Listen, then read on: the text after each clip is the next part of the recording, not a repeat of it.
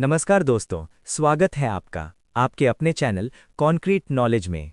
आज हम स्वास्थ्य कार्यकर्ता परीक्षा 2023 के परीक्षा पाठ्यक्रम संख्या 13 के विषय मानव शरीर की संरचना, प्रणाली और उनके कार्य के महत्वपूर्ण भाग पाचन तंत्र से संबंधित बहुविकल्पीय प्रश्न को हल करेंगे। प्रश्न के ठीक बाद उसके उत्तर भी दिए जाएंगे। इस प्रस्तुति में किसी प्रकार की असंगति दिखती है तो कमेंट में अवश्य ही अवगत कराएं। तो आइए प्रारंभ करते हैं। प्रश्न 1, पाचन प्रणाली का मुख्य उद्देश्य क्या है? ए, ऑक्सीजन ग्रहण करना और कार्बन डाइऑक्साइड उत्सर्जित करना। बी, भोजन को पचाना और पोषक तत्वों को अवशोषित करना। सी, रक्त का परिसंचरण करना।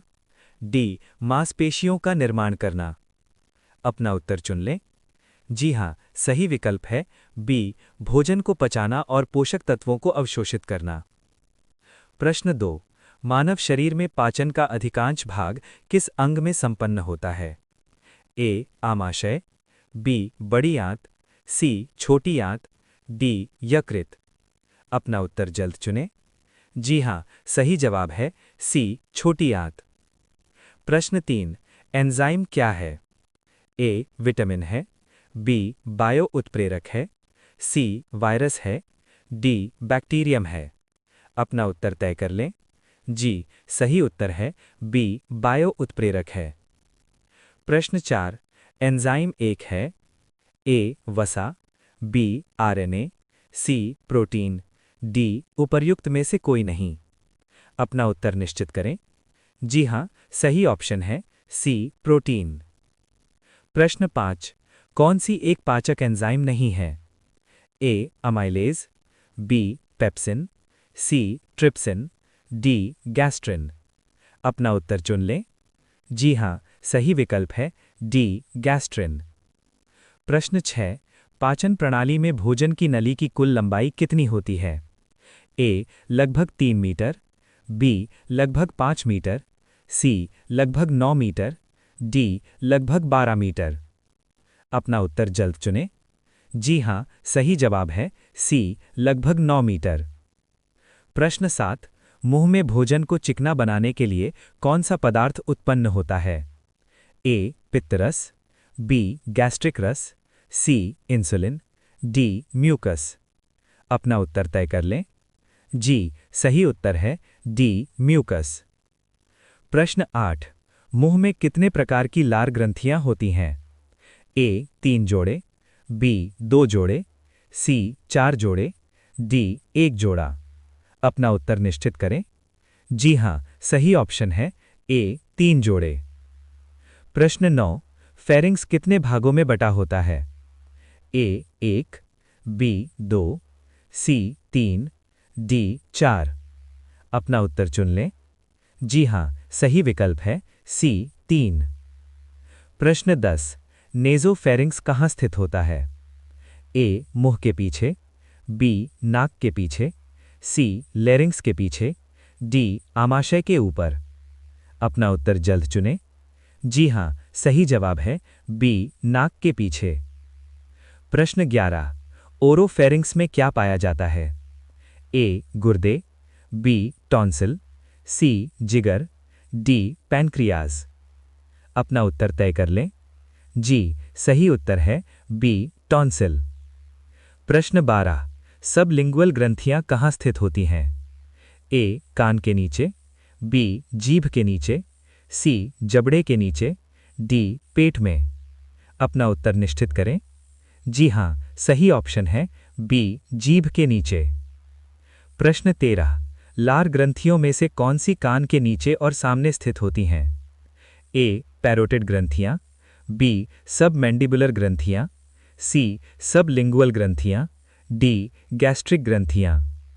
अपना उत्तर चुन लें। जी हाँ, सही विकल्प है ए, पैरोटिड ग्रंथियां। प्रश्न 14, भोजन को चबाने की क्रिया को क्या कहते हैं? ए, डिग्लूटेशन। बी, मास्टिकेशन। सी, पेरिस्टालसिस। D, absorption. अपना उत्तर जल्द चुनें। जी हाँ, सही जवाब है बी, मास्टिकेशन। प्रश्न 15, भोजन निगलने की क्रिया को क्या कहा जाता है? ए, मास्टिकेशन। बी डिग्लूटेशन, सी पेरिस्टालसिस, डी एब्जॉर्प्शन। अपना उत्तर तय कर लें। जी, सही उत्तर है बी डिग्लूटेशन। प्रश्न 16। दांत मुख्य रूप से किस पदार्थ से बने होते हैं? ए इनैमल, बी डेंटिन, सी म्यूकस, डी हीमोग्लोबिन। अपना उत्तर निश्चित करें। जी हां, सही ऑप्शन है बी डेंटिन। प्रश्न 17। दांत पर सबसे कठोर आवरण क्या कहलाता है?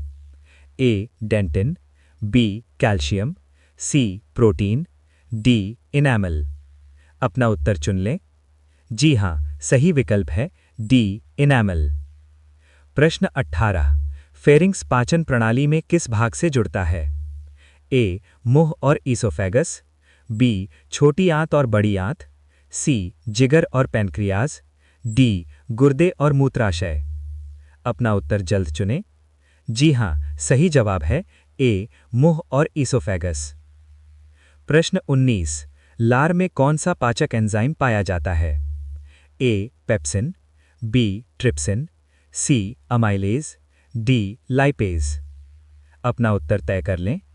जी, सही उत्तर है सी अमाइलेज। प्रश्न 20। आमाशय में भोजन के आने जाने को नियंत्रित करने वाले क्या होते हैं? ए स्फिंक्टर, बी ग्रंथियां, सी नलिकाएं, डी कोशिकाएं। अपना उत्तर निश्चित करें। जी हां, सही ऑप्शन है ए स्फिंक्टर। प्रश्न 21। आमाशय के मुख्य भाग कौन कौन से होते हैं? A fundus body pylorus, B cardia jejunum ileum, C fundus duodenum pylorus, D body colon rectum. अपना उत्तर चुनवें। जी हां, सही विकल्प है ए फंडस बॉडी पाइलोरस। प्रश्न 22। आमाशय का आकार किस अक्षर के समान होता है? A S, B J, C O, D L. अपना उत्तर जल्द चुनें। जी हां, सही जवाब है बी जे। प्रश्न 23। आमाशय के ऊपरी सिरे को क्या कहते हैं? ए पाइलोरस, बी फंडस, सी बॉडी, डी डियोडेनम। अपना उत्तर तय कर लें। जी, सही उत्तर है बी फंडस। प्रश्न 24। प्रोटीन का पाचन सबसे पहले कहाँ प्रारंभ होता है? ए मुख में, बी आमाशय में, सी छोटी आंत में, डी बड़ी आंत में। अपना उत्तर निश्चित करें। जी हां, सही ऑप्शन है बी आमाशय में। प्रश्न 25। जठर रस में कौन सा अम्ल पाया जाता है? ए सल्फ्यूरिक अम्ल, बी नाइट्रिक अम्ल, सी हाइड्रोक्लोरिक अम्ल, डी एसिटिक अम्ल। अपना उत्तर चुन लें। जी हां, सही विकल्प है सी हाइड्रोक्लोरिक अम्ल। प्रश्न 26। गैस्ट्रिक रस किससे उत्पन्न होता है? ए लार ग्रंथियां, बी यकृत लिवर, सी आमाशय की ग्रंथियां, डी अग्न्याशय पैनक्रियाज। अपना उत्तर जल्द चुनें। जी हां, सही जवाब है सी आमाशय की ग्रंथियां। प्रश्न 27। आमाशय की दीवार से निकलने वाला पदार्थ किस विटामिन के अवशोषण में मदद करता है? A vitamin C, B vitamin B12, C vitamin A, D vitamin D. अपना उत्तर तय कर लें। जी, सही उत्तर है बी विटामिन B12। प्रश्न 28। आमाशय में भोजन और गैस्ट्रिक रस के मिश्रण से बनने वाला अर्ध तरल पदार्थ क्या कहलाता है?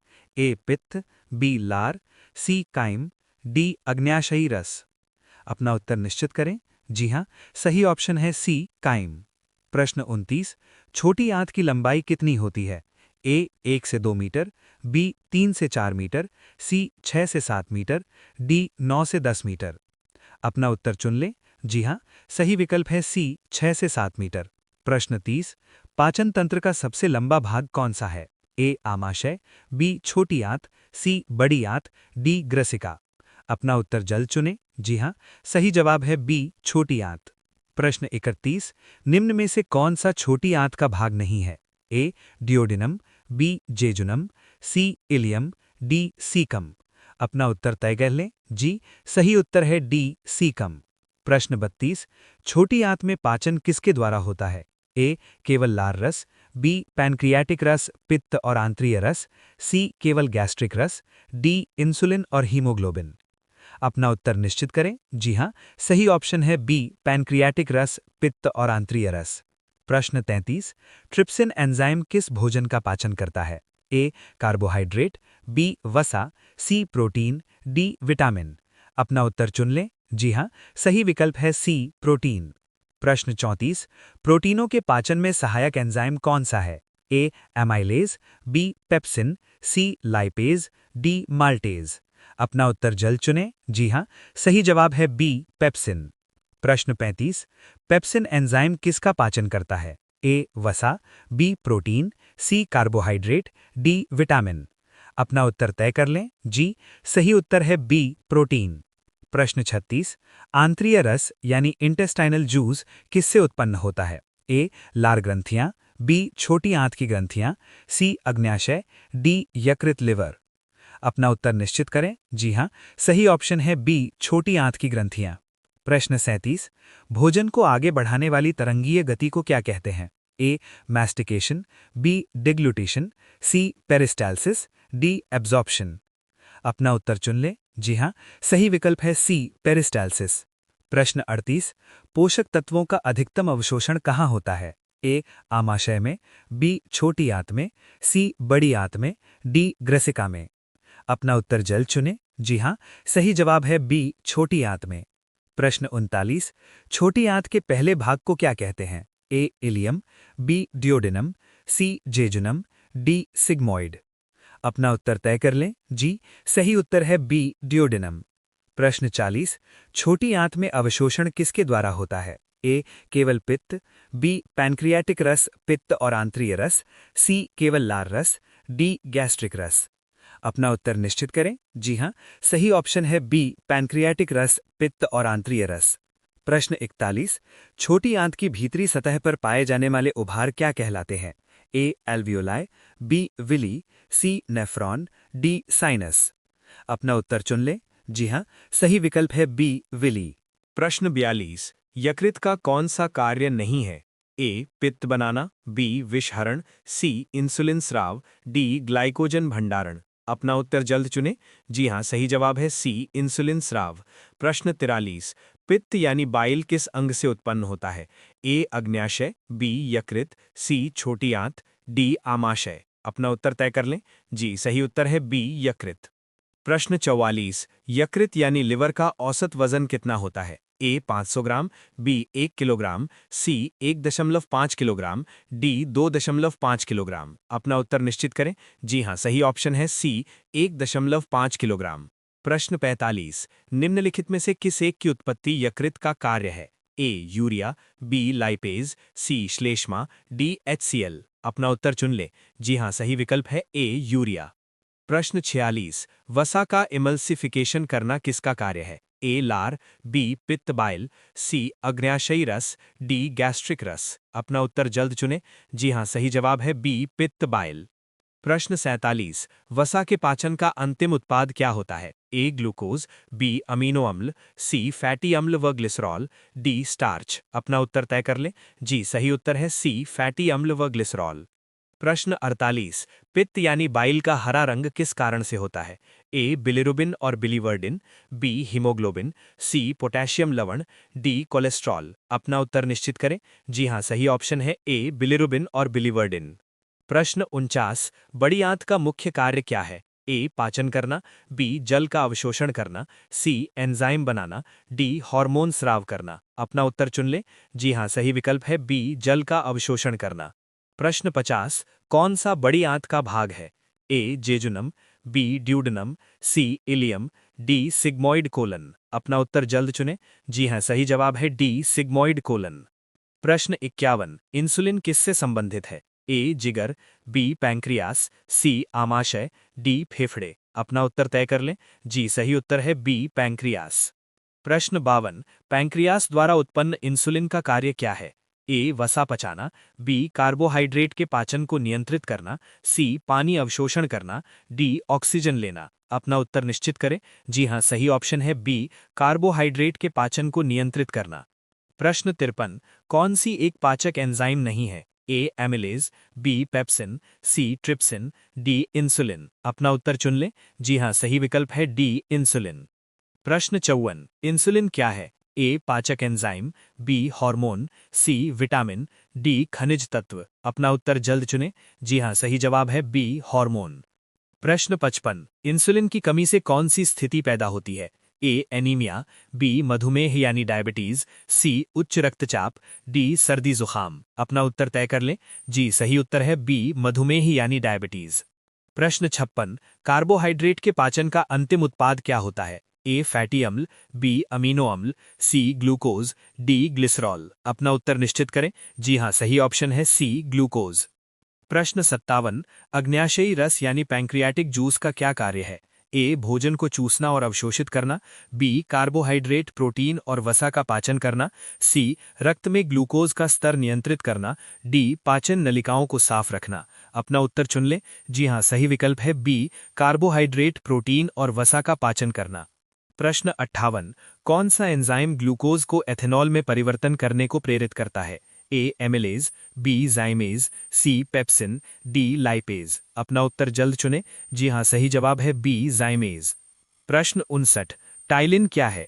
ए प्रोटीन पचाने वाला एंजाइम, बी वसा पचाने वाला एंजाइम, सी लार में पाया जाने वाला एमिलेज एंजाइम, डी पित्तरस। अपना उत्तर चुन ले। जी हाँ, सही विकल्प है सी लार में पाया जाने वाला एमिलेज एंजाइम। प्रश्न 60। टाइलिन कहाँ पाया जाता है? ए आमाशय रस में, बी पित्त रस में, सी अग्न्याशयी रस में, डी लार में। अपना उत्तर निश्चित करें। जी हाँ, सही ऑप्शन है डी लार में। प्रश्न 61। टाइलिन भोजन के किस घटक के पाचन की शुरुआत करता है? ए प्रोटीन, बी वसा, सी कार्बोहाइड्रेट स्टार्च, डी विटामिन। अपना उत्तर चुन लें। जी हाँ, सही विकल्प है सी कार्बोहाइड्रेट स्टार्च। दोस्तों, मेरी अन्य प्रस्तुतियां भी टॉपिक वाइज हैं जो आपकी परीक्षा के लिए कारगर होंगी। अगर ये वीडियो आपके लिए उपयोगी रहा हो तो इसे लाइक करें, शेयर करें और मेरे चैनल कॉन्क्रीट नॉलेज को सब्सक्राइब करना ना भूलें। धन्यवाद।